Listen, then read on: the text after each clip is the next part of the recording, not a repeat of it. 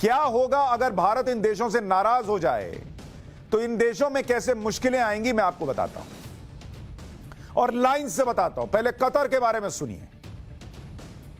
Qatar के तो पर कतर दिए जाएंगे। कैसे?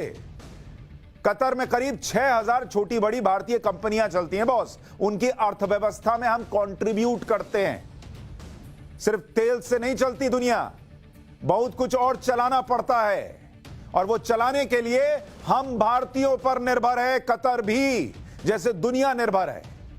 जिनका कतर में, इन 6000 कंपनियों का कतर में करीब 3500 करोड़ रुपए का निवेश है। ये कंपनियां कतर में infrastructure, communication, IT, energy sector में काम करती हैं।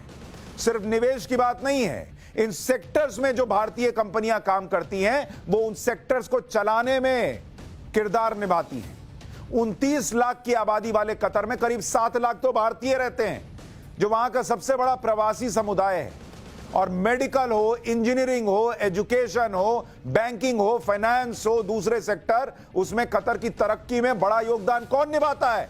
हम भारतीय निभाते हैं। तो असदुद्दीन ओवैसी साहब, अगर आपके अंदर का भारतीय जागता हो और बचा हो और जिंदा हो तो इस बात पर खुश होइए कि इंडिया पर कतर कितना डिपेंडेंट है, इस पर नहीं कि कतर पर भारत कितना डिपेंडेंट है।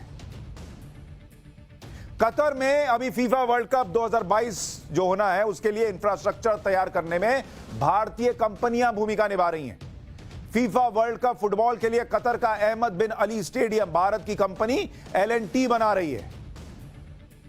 और ये एक हिस्सा बता रहा हूं, अभी आगे और बताऊंगा। आपको दिसंबर 2020 का ट्वीट भी दिखा देता हूं, जब विदेश मंत्री एस जयशंकर कतर गए थे और वहां पर बन रहे अहमद बिन अली स्टेडियम का जायजा लिया था उन्होंने। ये उस स्टेडियम का दिखा रही हूं तस्वीर, भारतीय कंपनी ने बनाया है।